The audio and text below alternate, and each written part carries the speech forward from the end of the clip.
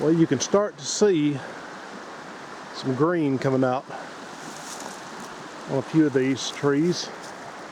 See the starting to bud here. It is officially, excuse me, it is officially springtime now. With my walking stick. You can see a little bit of green in here, and you will see a whole lot more.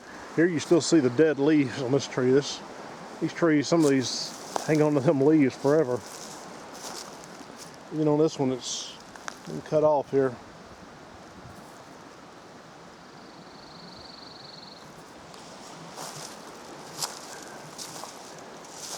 Now, I haven't made a video in a while.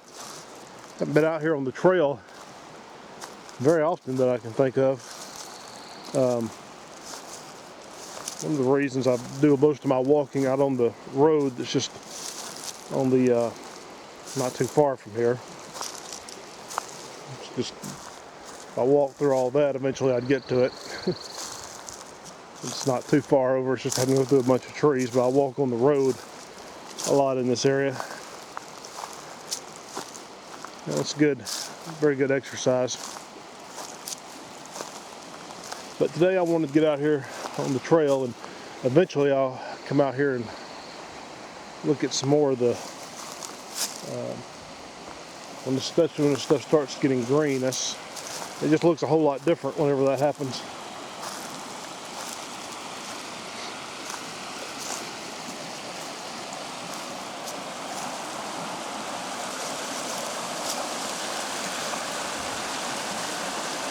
We got a lot of rain. Recently, and we're supposed to get some more. I believe, according to the forecast here, tomorrow there's supposed to be there's some more rain out, and so this right here will be up. There'll be more.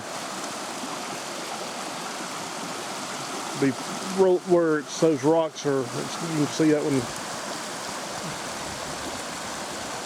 right there, where it's out of the water. It probably won't be part of tomorrow and probably part of Saturday. Today's Thursday, so probably will be underwater.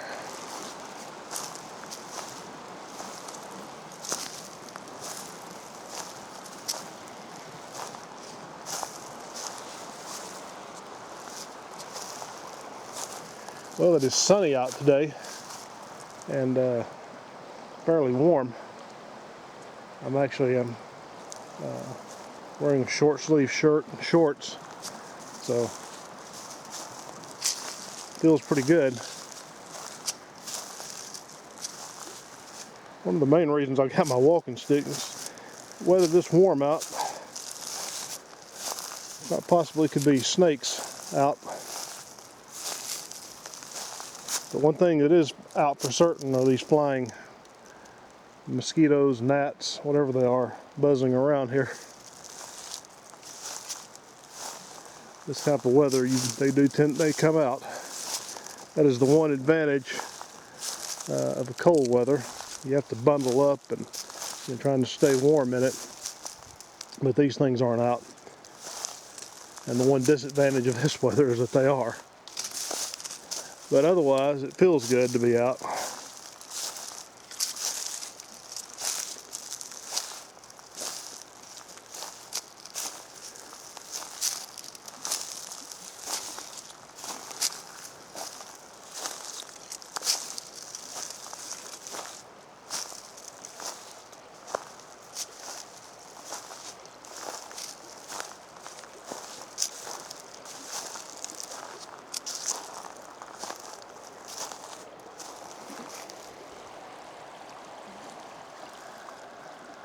See a little, I don't know, white butterfly, a moth, whatever that is there flying around.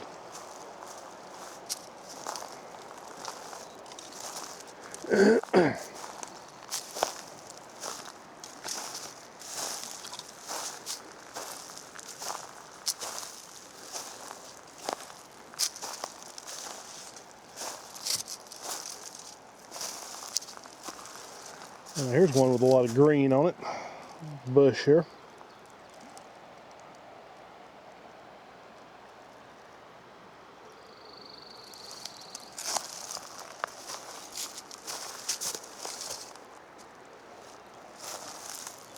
And there's a few others back through here.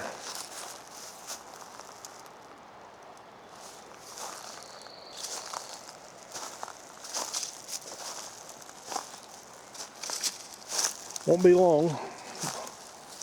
They'll all be greening up.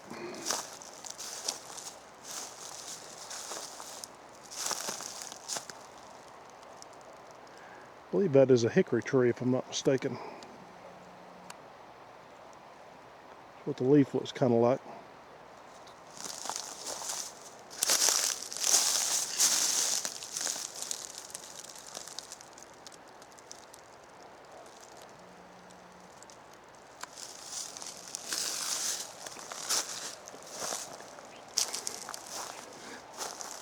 I don't know if you can hear it on here or not, but not too far from where I'm at, there's some campsites that are well, it's free camping. It's not really up kept all that well.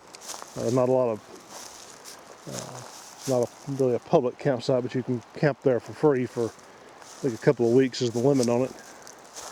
But there's some people over there, and I hear a dog barking over there. I don't know if it's coming in on the sound here or not, but I can hear this dog over there barking. There's a lot of people up here, up the way from where I'm at, out on that road that are out. I don't know if they're doing it today. Yesterday I saw several people out fishing. So there's a lot of that going on. It's a good time of year to do it. And I saw some people reeling in some fairly big ones. So yes, there's a lot of that going on.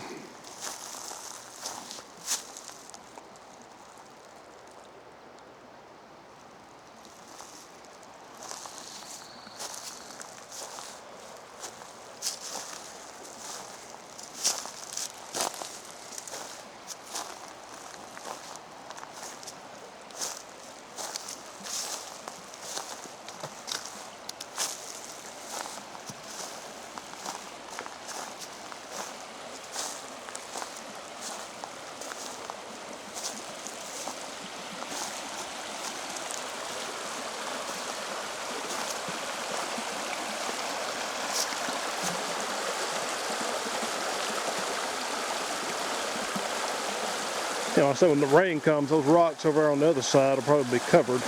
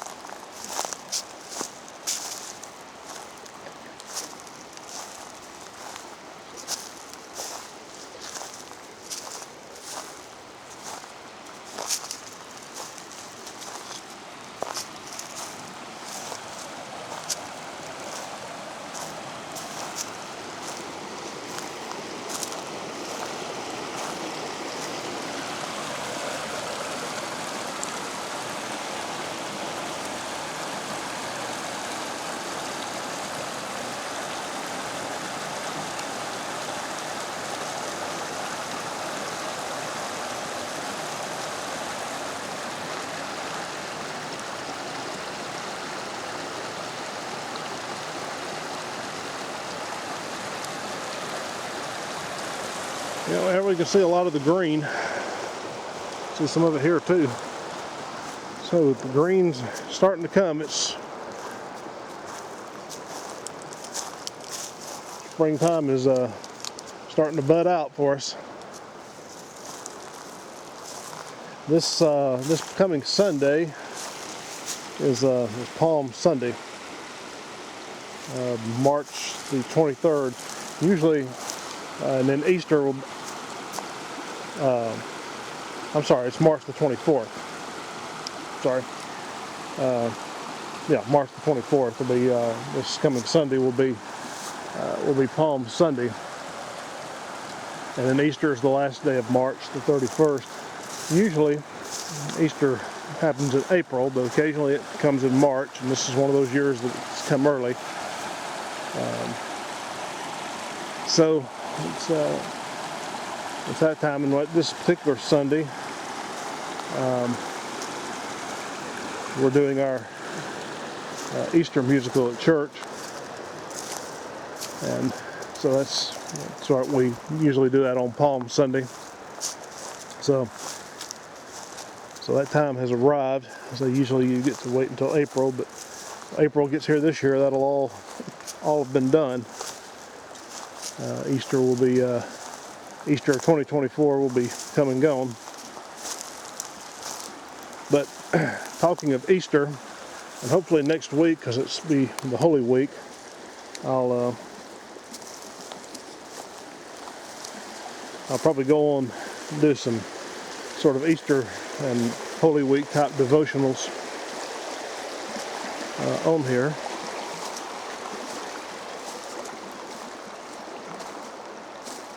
But today I want to talk about something happened. Well, it's in the Gospel accounts, and particularly in the Gospel of Matthew. Happened not long before the Easter week, and involved Jesus' disciple, his most prominent disciple, we could say. And that is Simon Peter. And it happened in the region of what's called Caesarea Philippi, or Caesarea Philippi, depending on how you want to pronounce it, or Caesarea. But it's in if you look at a map of the Holy Land, it's in the sort of the northeastern part, way north of, well, not way north, but north of Galilee, north of where Jesus' disciples normally would have been, around Capernaum or Bethsaida, those areas. And he asked his disciples there, he says, "Who do men say that I am?" And the disciples respond, "Well, some say that you're Elijah or Jeremiah or one of the great prophets. And some even think that you're John the Baptist, having come back from the dead." It's one of the things Herod was afraid of, because Herod had John the Baptist executed. Now he was afraid that John had come back. So he said to all these people, they have a lot of ideas. You're Elijah, Jeremiah, one of the other great prophets perhaps, or maybe even John the Baptist, come back from the dead. People had a lot of good things to say about who they thought Jesus was. They weren't saying anything negative about him, at least not most of the common people. He said, "But who do you say that I am?" And one disciple speaks up, perhaps speaking for himself, or perhaps for the whole group. But whatever it was, Simon Peter speaks up and says, "You are the Christ, the Son of the living God." In other words, he recognizes he's greater than any of the prophets. He's greater than John the Baptist, as John himself had said. He says, you're greater than any of those. John had said, "There's one coming after me whose sandals I'm not worthy to untie." And so Peter recognizes this and says this to Jesus, and Jesus responds to him and says, "Blessed are you, Simon Bar-Jonah," or Simon, son of Jonah. And he says, and the reason you're blessed, he said, flesh and blood didn't tell you this. So no human being did not sit down and explain this to you, or to give you the facts of this, whatever. He says, "But my Father in heaven has showed you this." This is something, Peter, the insight you've got from this came directly from God himself. He says, "It came from my Father in heaven." That's how you know this. And he goes on to say other things to him that Still cause theological dispute, and I'm not going to get into those at the moment. But nevertheless, he tells Peter that he's blessed for having known this, not because he figured it out on his own. And that's probably the idea too. You didn't get this from human reason, from someone else, or even from yourself, but it was revealed to you from my Father. Then, not long after that, Jesus tells his disciples, he says, we're going to Jerusalem. He says, and when we get there, here's what's going to happen. He says, the Son of Man, meaning himself, of course, is going to be handed over by the Jewish leaders to the Gentiles, and they'll beat him and flog him, and they're going to put him to death. He says after 3 days, however, he'll come back to life. So he tells them what's going to happen. Then this same disciple, Peter,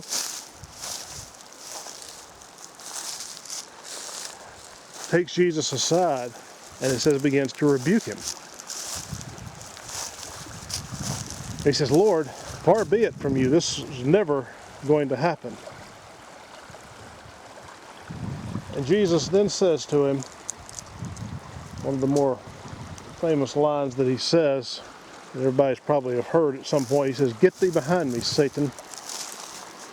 He says, for you're not thinking about the things of God, but the things of man. Now, a few days earlier, Jesus had commended Peter. He said, Peter, you're blessed because you did not receive this information that you just told everybody. He says, you didn't get that from human reason, from another human being, from human tradition or anything. Oh, hear the birds out. He says, you didn't get it from man. He says, this came from my Father. Now, just not long after that, he says to him, Peter, get thee behind me, Satan. Like he goes almost the opposite as far as what he says to him. He says, but he says to him here, he says, you're not thinking the things of God, but the things of man. He says, that's what you're mindful of, is the things of man, not the things of God. The exact opposite of what he just said to him a few days earlier, where he says, Peter, you did not get this from man, but from my Father. Now he says, Peter, you're not focusing on the things of God, but the things of man. You see, Peter had in mind of what the Christ was going to be, and it did not involve him suffering at the hands of Jewish leadership or the Romans or anyone else and dying. Certainly not dying on a cross, but not dying, period. No, he had something different in mind. And so he begins to rebuke Jesus and says, no, Lord, that'll never be. He didn't have the idea of suffering and death, all that in mind for the Messiah, which was part of the plan of God. And so Jesus says, Peter, you're not thinking about the things of God, but the things of man. And, it's kind of a thing to say before I'm too hard on Peter. I have to think in our own self how much we would have the same idea, because our ideas very often of God's blessing do not involve suffering. They don't involve taking up the cross and following Christ, as Jesus said you must do if you're going to be my disciple. Matter of fact, he says that in the same, that's all in Matthew 16. He says that to them in there as well. And it's not something we tend to want to think about, is the idea of suffering or persecution or any of that. We won't, when it comes to that, we're not thinking the things of God, but the things of man. We often think of the blessings of God as being prosperous, being healthy and happy and so forth. But that's not necessarily the way it is. As a matter of fact, we can say just from human experience. That's not the way it is. And we can say from the rest of the Bible, both Old and New Testament, that that's very often God's most faithful servants, and the ones that He says calls good and faithful servants, the ones that are admired, shall we say, did not live very prosperous lives. I'm going to pause just a second here because see if I can get this right there. There is a lizard. I just happened to see him crawling over there. He kind of blends in on that rock, but you can see his head right there.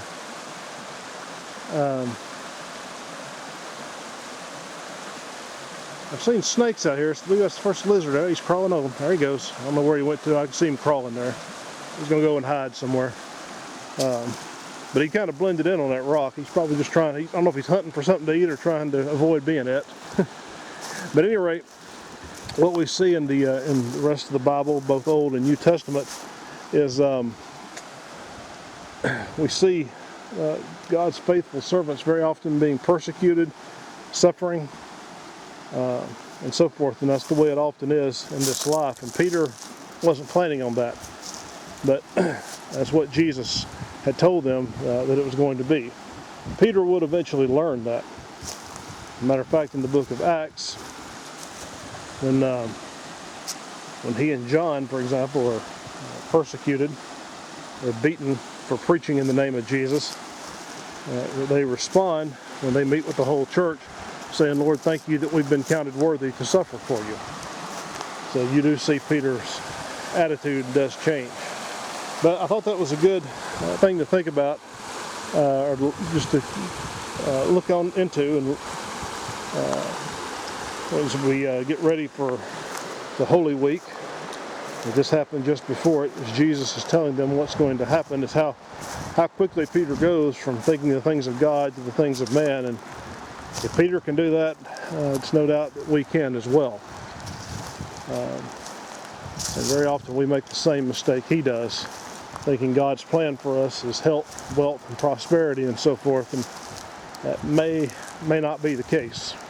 In fact, generally speaking, is not going to be the case. The call to follow Christ is to take up the cross, to deny self and take up the cross.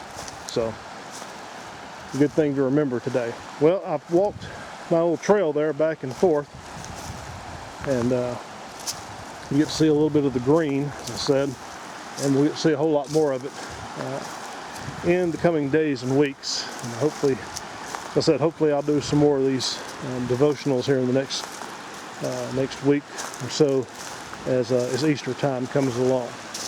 So I hope everybody is having a blessed day. Hope where you are, you're enjoying the springtime, depending on where you're at. But it is nice to be out and about today to be able to do this. So I hope everybody has a blessed day, and I will talk with you later. Bye-bye.